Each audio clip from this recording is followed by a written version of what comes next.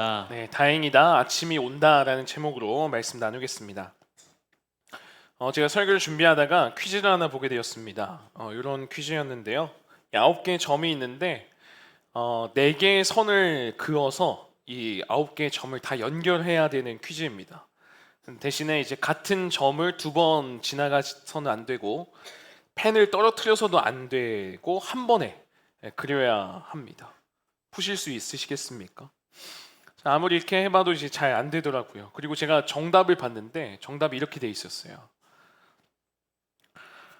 저는 이 안에서만 이렇게 선을 막 그렸었는데 결국 정답은 이 안에 있지 않고 바깥에 있다는 것을 저는 이 정답을 보면서 알게 되었습니다. 이제 그러면서 이 책이 또 동시에 떠오르더라고요. 선에 갇힌 인간, 선 밖의 예수라는 책인데요. 우리는 너무나 선 안에서 자꾸만 한계를 짓고 그 안에서만 답을 찾으려고 하는데 결국 우리의 정답은 그 선 밖에 예수님으로부터 있지 않나. 문제의 답은 내게 있지 않고 밖에 계신 주님께 있다라는 생각을 좀 해보게 되었습니다. 우리가 오늘 나누게 되는 요한계시록의 말씀이 그렇습니다. 성경의 결론에 해당되는 이 마지막 말씀인데 이 말씀은 사실 쉽게 펴고 큐티하거나 해석하기가 조금 두려운 말씀이기도 하죠. 왜냐하면 잘못 읽고 잘못 해석하면 안 되니까요. 그래서 어려운 용어들도 많이 나오고 이해하기 어려운 장면들도 굉장히 많이 나옵니다. 용이 나오고 욕 아닙니다. 용이 나오고 천사도 나오고 이제 나팔도 나오고 금촛대 나오고 주님의 입에서 막 칼이 나오고 이런 것들이 우리한테 자연스러운 게 아닙니다. 굉장히 당황스러워요. 보세요. 나팔, 금촛대, 날성검, 입에서 칼 이런 거 우리가 친숙하지 않습니다. 굉장히 낯선 것들이에요. 이처럼 우리에게 낯선 것들이 우리 밖에 있는 것들을 통해서 갇혀있는 선 안에 있는 우리에게 답을 주는 것이 바로 이 요한계시록의 말씀이라는 것이죠. 그래서 이 시간 우리가 갖고 있는 어떤 고민과 문제 그리고 9개의 점과 같은 삶의 문제들과 염려들이 우리 가운데 있다면 밖에서부터 주시는 그 주님의 말씀과 하나님의 개입을 통해서 정답을 찾아가는 이 시간 되었으면 좋겠습니다. 오늘은 요한이 본 첫 번째 환상인데요. 우리에게 어떤 답이 되는지 말씀을 통해 제가 3가지 정도로 좀 나눠서 메시지를 나눠보려고 합니다. 첫 번째 메시지인데요. 이런 메시지를 뽑아볼 수 있습니다. 고난은 하나님의 은혜의 과정이다라는 것이죠. 고난은 우리에게 찾아온 하나님의 은혜의 과정으로 볼 수 있다라는 것이죠. 구약의 선지자들이 많이 나옵니다. 사무엘, 엘리야, 엘리사 다 선지자죠. 호세아, 다니엘. 선지자가 언제 많이 활동을 하죠? 보통은 위기의 때나 고난의 때, 힘들 때, 절망적일 때 이 선지자가 아주 많이 활동을 합니다. 여러분 이 선지자들이 활동을 하지 않다가 신약에 등장하지 않다가 신약시대 성도들이 고난을 당하고 그들을 위로하기 위해서 등장한 인물이 있다면 그 선지자가 바로 이 사도 요한입니다. 그래서 요한계시록은요 예언서이면서 동시에 그 사람들을 위로하기 위해 쓴 편지이기도 하죠. 보통 선지자들이 말씀을 나눌 때 내가 어떤 사람인지 소개를 합니다. 내가 어떻게 부름받았고 내가 누구로부터 이 말씀을 받았는지 꼭 표시를 하는데 오늘 사도 요한은 이렇게 표현을 해요. 9절을 같이 한번 읽어봅니다. 시작. 나 요한은 너희 형제요 예수의 환난과 나라와 참음에 동참하는 자라. 하나님의 말씀과 예수를 증언하였으므로 말미암아 밤모라 하는 섬에 있었더니. 네, 9절에서 이렇게 소개합니다. 나 요한은 너희 형제인데 하나님의 말씀과 예수를 증언하였으므로 밤모라 하는 섬에 있었다라고 말합니다. 어떤 상황이죠? 하나님의 말씀과 예수님을 증언했는데 지금 어디에 있대요? 어떤 섬? 밤모라는 섬이요. 여러분 이 섬은 좋은 섬이 아니었어요. 우리가 생각하는 제주도나 괌이나 이런 데 아니고요. 유배지입니다. 당시 로마에서 정치적으로 반란을 일으키고 이 사람 위험 인물이다 여기는 인물을 정치 수용소처럼 가두었던 유배 보냈던 곳이 바로 이 에게해에 있던 떠돌이섬 밤모섬입니다. 여러분 생각해 보세요. 여러분이 사도 요한이라고 한번 떠올려 보시면 기분이 어떨 것 같습니까? 내가 하나님 위해서 열심히 살았어요. 말씀 전하면서 전도하면서 지냈어요. 회개하라 천국에 가까웠대요. 하나님은 사랑이십니다. 예수님 믿으셔야 됩니다. 예수님 믿어야 우리 천국 갈 수 있습니다. 예수님이 진리입니다. 열심히 했어요. 그런데 내가 지금 그 결과 유배지에 와 있어요. 기분이 어떨까요? 주님을 향한 원망이 올라오지 않겠어요? 아니 하나님 날 사랑하면 어떻게 이럴 수가 있습니까? 원망이 있을 거고 분노가 있을 거고 때로는 내가 너무나 낙심이 되어서 다 포기하기에 딱 좋은 그런 상황입니다. 그런데 요한은 실망하지 않습니다. 포기하지 않아요. 낙심하지 않아요. 하나님 도대체 왜 그러세요? 그러지 않습니다. 이 요한이 한 가지 깨달은 게 있었기 때문입니다. 뭐였냐면 고난은 하나님의 은혜의 과정임을 이 요한은 알고 있었기 때문에 그렇다라는 것이죠. 일본에서 나온 한 동영상을 제가 하나 봤는데 중2병 어플에 대한 소개 영상이었어요. 좀 오래된 영상인데 요즘도 중학생들 말 우리가 잘 못 알아듣잖아요. 그들의 말을 번역해주는 어플에 대한 광고였습니다. 광고를 보는데 바람이 막 이렇게 부는데 그 바람을 맞으면서 한 여학생이 등장해요. 엄마가 밥 먹어 그러는데 이 여학생이 한 대사를 날립니다. 이런 대사예요. 오늘은 어둠이 세상을 지배하고 카오스가 밀려오는 바로 그날 세상은 새 빛을 보게 되리라. 이해가 되세요? 무슨 말인지? 그래서 엄마가 이 어플을 깔고 나서 다시 대화를 합니다. 그리고 딸이 또 이런 얘기를 해요. 오늘은 어둠이 세상을 지배하고 카오스가 밀려오는 바로 그날 세상은 새 빛을 보게 되리라. 이 어플의 자막에 이렇게 해석되어서 나옵니다. 엄마 학교 다녀오겠습니다. 중2가 이상하게 이야기한 게 사실은 이 한마디라는 거죠. 학교 다녀오겠습니다. 제가 이거 보면서 우리에게 필요한 게 바로 이 어떤 믿음의 번역 능력이 아닐까 생각해 봤어요. 그러니까 고난이 올 때, 시련이 올 때 그것을 어떻게 받아들여야 하냐면 이거는 나를 고통스럽게 하기 위해서, 이건 나 힘들게 하기 위해서 그렇게 온 게 아니라 그때야말로 하나님이 나를 다듬어 가시는 은혜의 과정이구나. 하나님이 나를 지금 쓰시고자 하는 통과되는 과정이라는 것을 우리가 믿음으로 볼 수 있어야 된다는 것이죠. 여러분 반모섬이요. 그걸 보면서 유배 당했네, 고난 당했네, 와 불쌍해. 이렇게 볼 수 있지만 여러분 반대로 생각하면 유배를 당했기 때문에 그곳에 사람이 거의 없었기 때문에 요한은 그곳에서 마지막 환상을 보고 요한계시록을 완성할 수 있었던 겁니다. 여러분 만약에 사람이 굉장히 많았던 안디옥이나 예루살렘에서 정말 큰 도시에서 이 요한이 그 환상을 보고 이 글을 썼다면 막 옆에서 막 소리가 들리겠죠. 뭐 물고기 2마리 2천, 2마리 2천은 그럼 자기도 모르게 그거 쓰지 않겠어요? 물고기 환상 보고 있는데 옆에서 막 누가 죽어나가고 큰일이 생기면 막 잘못된 말들 막 적을 수 있잖아요. 그런데 이 반모섬, 남들과 떨어져 있고 사람들 찾아보기도 있는 이 외딴 섬이야말로 이 성경의 마지막 마침표 찍기에 가장 안성맞춤이었던 장소였다는 것이죠. 그래서 여러분 반모섬은 그저 그냥 유배지, 저주의 장소, 고통의 장소가 아니라 은혜의 섬임을 우리가 해석하고 받아들일 수 있어야 된다는 거예요. 여러분 이와 비슷한 대표적인 인물이 있죠. 바로 요셉입니다. 요셉. 너무 잘 아시죠? 형제들에게 미움을 받았지만 아빠에게는 아주 큰 사랑을 받았던, 예쁨을 받았던, 그래서 혼자만 채색 옷을 입었던 요셉. 여러분 그런데 형제들이 그 옷을 어떻게 하죠? 다 찢어버립니다. 그때 하나님이 찢으신 이 채색 옷을 어떻게 만드는지 아십니까? 창세기 41장 41절과 42절인데요. 같이 한번 읽어볼게요. 시작. 바로가 또 요셉에게 이르되 내가 너를 애굽 온 땅의 총리가 되게 하노라 하고 자기의 인장 반지를 빼어 요셉의 손에 끼우고 그에게 세마포 옷을 입히고 금 사수를 목에 걸고. 네, 이거 우리가 기억해야 됩니다. 하나님께서는요 우리의 그 채색 옷을 찢으실 때 그때가 언제냐면 내가 집에서 그냥 겨우 어린 왕자 놀이에 끝내고 이제는 왕의 세마포 옷을 입히기 위해서 그거 찢으신다는 거예요. 내가 지금 고통 가운데 있어요. 시련 가운데 있어요. 집에서 겨우 왕자 놀이하고 만족하고 있는데 하나님께서 내 채색 옷을 찢으실 때는 이집트 왕의 세마포 옷을 입혀주시기 위해서 그때를 지나게 하신다는 겁니다. 여러분 중에 반모섬에 갇힌 것 같은 그런 사람 있으십니까? 혼자 고립되어 있는 것 같고 나 혼자 실패한 것 같고 나 혼자 뒤처진 것 같고 나만 혼자 뒤진 것 같은 그런 마음을 가진 그런 여러분 계십니까? 그 반모섬에서 요한이 이 요한계시록을 묵묵히 이루어냈던 것처럼 하나님께서는 여러분이 그 자리에서 여러분을 통해 하시고자 하는 일이 있다는 겁니다. 여러분의 옷이 찢어지셨습니까? 내가 얼마 전까지 예쁜 채색 옷 입고 꽤 괜찮았는데 지금 다 찢어져서 초라하다면 하나님께서는 여러분에게 왕의 세마포 옷을 입혀주기를 원하신다는 거예요.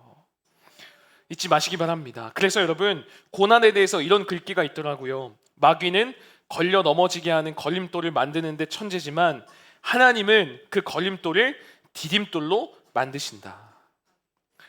여러분 내가 혼자 반모에 있고 채색 옷이 찢어지는 그 순간이라면 그 순간마저도 하나님의 은혜의 과정 가운데 있다는 거 우리 해석할 수 있어야 된다는 거예요. 그래서 내 인생의 걸림돌, 눈물 나는 그 순간이 하나님이 나를 빚어가는 디딤돌의 순간임을 믿으시기 바랍니다. 우리가 붙잡아야 될 두 번째 메시지가 또 있습니다. 뒤에서 지키시는 주님을 기억하라는 겁니다. 뒤에서 지키시는 주님을 기억하라. 중학교 때 일입니다. 중3, 제 3학년 6반이었는데 그때는 15반까지 있었어요. 꽤 많았는데 요즘엔 뭐 5반 이렇다라고 하더라고요. 그때 어떤 일이 있었냐면 지금은 인터넷으로 뭐 다 시키잖아요. 인터넷으로 다 사고 인터넷 쇼핑하는데 그 당시에는 인터넷이 그리 발달되지 않았었습니다. 그때 없었어요. 그래서 저희 때 옷 사러 동대문 가는 게 굉장히 유행이었어요. 그거 아세요? 겨울에 우리 청소년들 그 양털 자켓 혹시 아시나요? 굉장히 유행인데 양털 자켓, 그 청자켓, 카고 바지 뭐 이런 거 살 거야 하면 사는 애만 가지 않고 꼭 산다 하면은 친구들이 같이 가요. 한 명 옷 사러 간다 하면 한 3명, 5명, 10명까지 이렇게 같이 갑니다. 그때 청자켓이랑 양털 자켓, 뭐 아디다스 저지, 카고 바지 이런 거 산다고 몇 명이 막 얘기하니까 반 애들이 다 따라 붙어서 거의 30명이 같이 가게 됐어요. 옷 사러 동대문에 30명이 간 거죠. 이 중딩들이.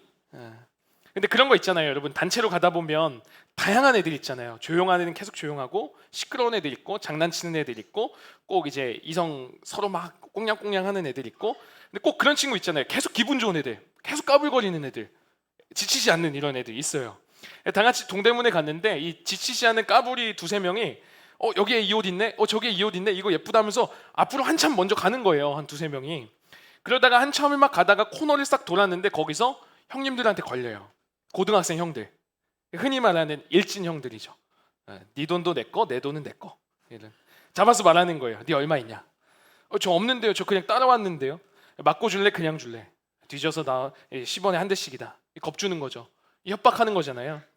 그러다가 이제 주변에 사람 보는 사람이 많으니까 조용한 골목으로 데려가려고 이 형님들이 뭐라고 했냐면 야 따라와 한 거예요.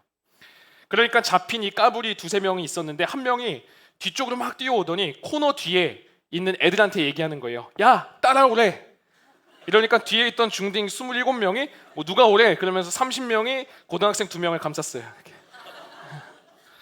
거기서 어떻게 싸우겠어요. 거기서 고등학교 형들이 내가 뭔가 잘못 생각한 것 같다고 너희 그냥 잘 쇼핑하라고 앞으로 내가 그러지 않겠다고 하면서 이제 학교에서 이제 전설같이 내려오는 그런 이야기가 있었습니다. 저는 그 말 중에 이게 참 와닿았어요. 야 따라오래. 여러분 형들한테 협박당하면서 지금 끌려가는 상황인데 이렇게 말할 수 있는 사람이 누가 있겠습니까? 그런데 그렇게 말할 수 있는 근거가 있었어요. 뭐죠? 생각 없는 중딩이라서요? 그거 아니잖아요. 내 뒤에 누가 있으니까? 내 뒤에 27명이 있으니까 두렵지 않은 거죠. 누가 따라오라고 하든 30명이 가서 그냥 고이 지려 밟으면 우리가 이기는 거예요. 그런데 여러분 주님께서 지금 이 요한에게 주셨던 확신이 이와 똑같다라는 겁니다. 요한이 지금 어떤 상황이죠? 혼자 유배되고 나이는 100세 가까이 되고 당시에 자기가 돌아보는 7교회는 정말 다 지쳐갖고 무너져가는 그런 상황이었어요. 머리가 한 바퀴 반 돌아가는 것 같은 그 도미티안 황제 때문에 너무 큰 핍박 때문에 힘들어하고 있는 상황이었어요. 그 어려운 환난 속에서 교회들도 너무 힘을 잃어가고 다 무너지게 생긴 거죠. 그런데 하나님께서 그 요한과 다 쓸어가진 그 7교회에게 주시는 환상의 말씀이 오늘 이 말씀이라는 겁니다. 우리 10절을 같이 한번 읽어보겠습니다. 10절 시작. 주의 날에 내가 성령에 감동되어 내 뒤에서 나는 나팔 소리 같은 큰 음성을 들으니. 네, 여기 보면 성령의 감동이 되어 엔푸뉴마티라고 하는데 이게 뭐냐면 요한계시록에 환상을 볼 때 성령이 감동될 때마다 나오는 용어입니다. 성령의 감동되어. 그런데 그 환상을 보기 전에 성령의 감동이 되고 나서 어떤 일이 있었대요? 방금 읽었는데 기억나세요? 성령의 감동되어 어떤 일이 있었대요? 내 뒤에서 나는 나팔 소리 같은 큰 음성을 들었대요. 여러분 요한계시록이 정말 쉽게 이해하기가 어렵습니다. 왜냐하면 당시 구약을 알고 있었던 구약의 배경이 있던 사람들에게 전해준 내용이기 때문에 그 배경이 없는 우리는 이게 이해하기가 어려워요. 우리가 성경을 보다 보면 발이 주석 같고 이거 이해되세요?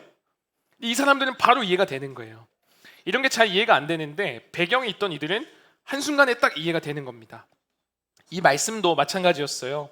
환상을 보려는 순간에 뒤에서 나는 나팔 소리 같은 큰 음성을 들었대요.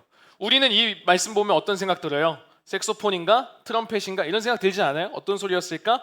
이런 생각하지만 이 사람들은 바로 단번에 알았을 겁니다. 여러분 구약에서 나팔 소리가 언제 들리는지 아십니까?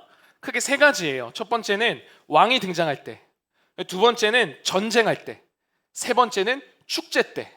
그러니까 왕, 전쟁, 축제. 이 세 번의 상황 때만 나팔 소리가 들리는 거예요. 그러니까 이거예요. 지금 요한이 지금 두려워 떨고 있고 7교회는 어떻게 되지? 나는 이렇게 노년에 죽나? 교회들이 무너지는 거 아니야? 우리 죽겠구나 싶을 그때 뒤에서 하나님의 나팔 소리 같은 큰 음성이 들렸대요. 이게 뭐냐면 하나님이 뒤에서 지켜주신다는 거예요. 요한에게 위로하는 겁니다. 야, 너 연약하다고? 7교회 무너질 것 같다고? 겁먹지 말고 그 가운데 주저앉지 마. 왜? 내가 왕되니까. 내가 왕되어서 너네 붙잡아 줄게. 그리고 이 영적 전쟁 질 것 같지만 내가 승리로 이끌어 줄게. 내가 이기게 해줄게. 그리고 지금 너네 눈물의 골짜기 지나는 것 같지? 너네 그 삶의 현장을 내가 축제로 바꿔줄게. 뒤에서 들리는 이 하나님의 나팔 소리요, 뒤에서 이야기하시는 하나님의 격려의 소리이자 요한이 받았던 위로의 메시지라는 겁니다. 그래서 저는 우리에게 제일 필요한 게 이게 아닐까 싶어요. 여러분, 노이즈 캔슬링이라고 아세요? 저는 이게 굉장히 성경적인 버튼이라고 생각해요. 이거 딱 누르면 주변이 시끄러워도 다 차단돼요. 그리고 딱 들리고 싶은 소리만 들리거든요. 그게 노이즈 캔슬링이라고 해요. 우리 이수강 전도사님이 사무실에서 영상 만든다고 딱 헤드셋 쓰고 노이즈 캔슬링 딱 하면은 주변에 뭐라 하든 전혀 흔들림이 없어요. 아무런 응답이 없어요. 전도사님도 오롯이 영상에만 딱 이렇게 딱 집중. 우리 찬양 전도사님도 헤드셋 이거 쓰고 다니는 거 아시죠? 그거 딱 쓰고 찬양 인도잖아요. 찬양 콘티 이제 해야 되니까 노이즈 캔슬링 딱 하면 오롯이 찬양에만 딱 집중해요. 불러도 반응이 없어요. 옆에서 문이 열리나 닫히나 뭐 의자 쓰러지나 상관없어요. 찬양에만 딱 이렇게 꽂히는 거죠. 근데 우리에게도 영적으로 이게 필요하다는 거예요. 뒤에서 여전히 하나님이 지키시고 내가 너를 붙잡아 줄 거고 지금 상황을 눈물이 아니라 축제로 바꿔줄 뿐만 아니라 상황이 어떠하든 내가 너 포기하지 않을 거라는 이 하나님의 음성 듣기 위해서 우리가 영적인 노이즈 캔슬링 해야 한다는 겁니다. 왜요? 여러분, 일주일 동안 우리가 뭐 때문에 힘들고 뭐 때문에 걱정하냐 보면은 우리가 자꾸만 들려오는 것들 때문에 생각의 꼬리에 꼬리를 물고 걱정이 너무나 많아져요. 염려가 너무 많이 쌓입니다. 또 생각하고 걱정하다 보면 아주 작은 일인데 산꼭대기에서 작은 일 톡 굴렸는데 이만한 눈덩이가 되어서 나 혼자 짊어지고 버거워하고 있을 때 너무 많다는 거예요. 또 언제 그래요? 내 감정 마음속에서 흙탕물처럼 한번 확 요동치면 막 일어나요. 흙탕물이. 왜요? 내 삶이요 너무나 분주하고 들리는 말들이 너무나 많고 그렇다고 명확한 정답은 모르겠고 정신이 없어요. 힘도 없어요. 그때 필요한 게 여러분, 이 요한이 들었던 하나님이 내 뒤에 계시다는 하나님의 그 나팔 소리 들어야 힘을 얻을 수 있고 격려 얻을 수 있다는 거예요. 그러기 위해서 우리 삶에 영적 노이즈 캔슬링이 일어나야 된다는 겁니다. 오늘 이 밤에 그렇게 기도했으면 좋겠어요. 하나님, 제 생각을 여기서 멈추기 원합니다. 내 감정을 주의 말씀 아래 두기 원합니다. 내가 자꾸만 분주하고 혼자 판단하는 것 다 내려놓게 하시고 하나님께서 내 뒤에 든든히 계시다는 것, 하나님의 나팔 소리가 내 귓가에 들리게 하여 주시옵소서. 이 기도와 고백이 우리에게 필요하다는 거예요. 여러분, 삶을 살아갈 때 여러 일들이 있어요. 내 계획 밖의 일들도 있을 거고 해결되지 않은 삶의 여러 문제들 많을 겁니다. 여러분, 그럴 때 우리가 딱 하나 들으면 돼요. 뭐요? 요한이 들었던 내 뒤에서 들리는 하나님의 그 나팔 소리 들을 수 있으면 우리는 절대로 무너지지 않음을 믿으시기 바랍니다. 그래서 여러분, 분주한 가운데 바쁜 시대 속에서 이 시간을 통해서 여러분의 삶에 하나님의 그 나팔 소리, 하나님의 그 음성만이 들리는 영적 노이즈 캔슬링이 있기를 주님의 이름으로 축복합니다. 마지막 세 번째입니다. 주의 날에 소망 가지고 살아가야 된다는 거예요. 주의 날 소망 가지고 살아가야 된다는 거죠. 여러분, 요한이 본 환상이 있는데 특이한 게 있어요. 그 환상을 본 날, 그 때를 분명하게 기억하는데 그게 언제인지 10절을 우리 다시 한번 읽어볼까요? 10절 시작. 주의 날에 내가 성령에 감동되어 내 뒤에서 나는 나팔 소리 같은 큰 음성을 들으니. 여러분, 이 환상을 언제 보고 들었대요? 주의 날. 주의 날 언제죠? 우리가 지금 일요일을 뭐라고 부르죠? 주일. 그죠? 주의 날입니다. 그런데 여러분, 신약에 보면은 주의 날이라고 쓰이지 않고 항상 성경에 보면 안식 후 첫날이라고 표현하는데 여기서는 정확하게 주의 날이라고 합니다. 여러분, 주의 날이 어떤 날이죠? 주일. 예수님이 죽음을 이기시고 절망을 이겨낸 날입니다. 그래서 내가 주일을 지킨다, 내가 주일을 살아간다라는 것은 내 삶에 절망이 있고 이기지 못할 문제 같은데 그 문제를 밟고 일어선 주님처럼 내가 그 가운데 소망 잃지 않고 살아간다라는 믿음의 고백인 거예요. 내가 주님의 능력으로 산다. 여러분 이게 주일을 사는 겁니다. 주일을 지키며 살아간다는 건요, 주일날 그냥 예배 딱 나오는 것만 얘기하는 게 아니라 일주일 동안 내가 세상 가운데 살았지만 그 세상에서 여전히 정답되고 능력되고 우리가 의지할 것은 주님이다. 그 주님의 능력 의지해서 살아가는 사람이 바로 저입니다 라고 고백하려고 그 모든 일들을 다 뒤로하고 멈추고 시간과 마음과 나를 드리는 게 주일의 예배인 겁니다. 돈이 나를 살리지 않습니다. 일과 성공이 나를 살리지 않습니다. 그렇기에 이 모든 것을 멈추고 나를 진정으로 살게 하는 주님 의지한다는 표현이 주일의 예배라고요. 그런데 오늘 이 환상의 말씀이 무너진 것 같고 소외된 것 같고 7교회 다 망한 것 같은 그때에 들렸대요. 주의 날 뭐라고요? 예수님께서 모든 아픔, 모든 고통, 모든 절망 이기시고 일어나신 날. 그래서 우리는 주일마다 예배 드릴 때 매주 이거 확인할 수 있어야 되고 매주 이거 우리는 고백해야 되는 거예요. 내 인생 여기서 끝나지 않는다. 주님이 다시 살아나서 부활하신 것처럼 내 뜻대로 되지 않을지라도, 때로는 내 인생 멀리 돌아가는 것 같을지라도 내 인생 하나님께서 반드시 책임지시고 여전히 소망이 있다. 나는 주님으로 인해 살아간다. 여러분 이 확신이 주일 예배 가운데 있어야 되는 줄로 믿으시기 바랍니다. 매주 고백돼야 되는 거예요. 여러분 책 제목만으로 제가 감동을 받은 책이 있습니다. 다행이다 아침이 온다라는 책 제목이에요. 오늘 제목이기도 한데, 척추 장애로 키가 134cm, 굉장히 작은 키이죠. 이 키로 아프리카를 비롯해서 세계를 누비면서 선교를 하는 김혜영 선교사님이 쓴 책인데 제목만으로 저는 위로가 되더라고요. 이 책의 저자인 이 선교사님의 삶 자체가 너무 짙은 어두움으로부터 시작이 된 거잖아요. 그리고 아프리카는 낙후된 나라를 막 다니다 보니까 여러분 얼마나 어려움과 큰 고통들을 경험했겠어요.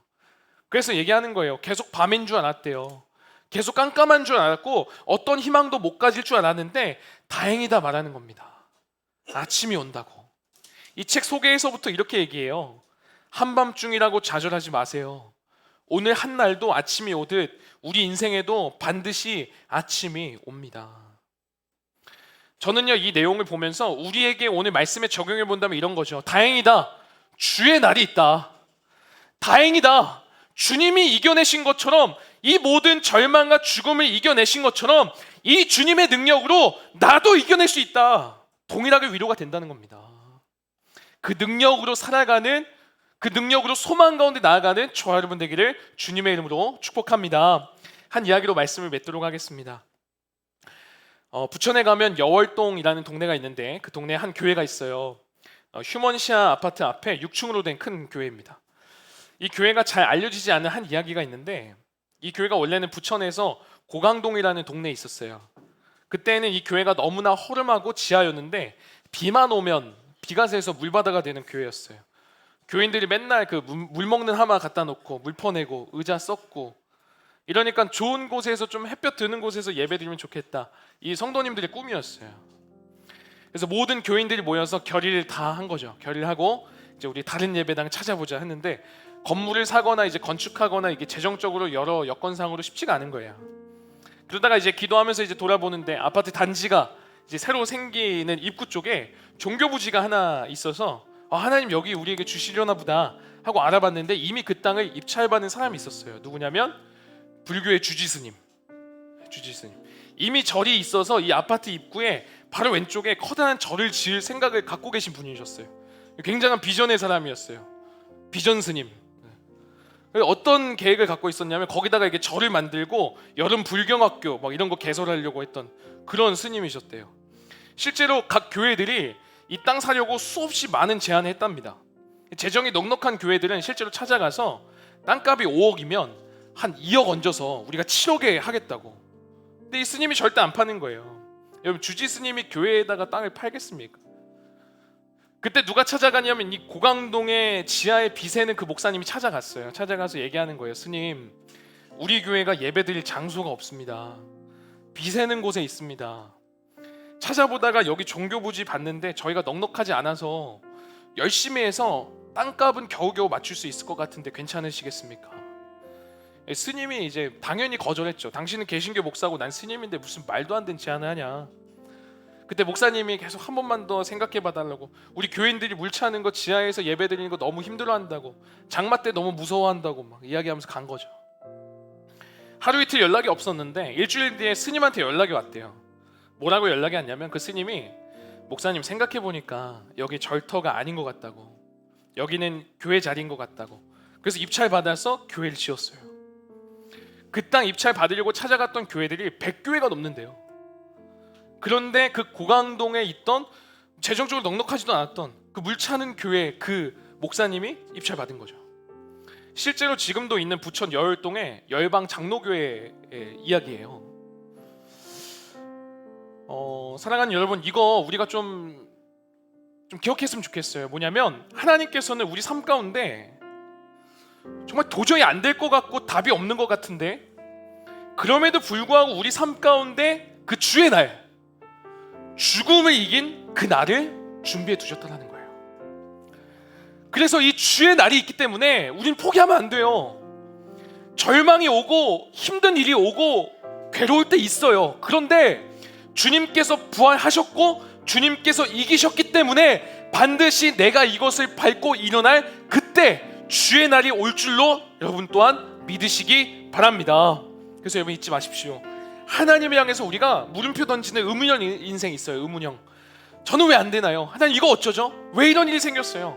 자꾸만 의문 던지는 물음표 인생을 하나님께서는 하나님을 찬양하고 하나님만이 다 하셨습니다, 하나님만을 높입니다, 하나님만이 최선입니다 라고 하는 느낌표 인생으로 바꿔주신다는 거죠.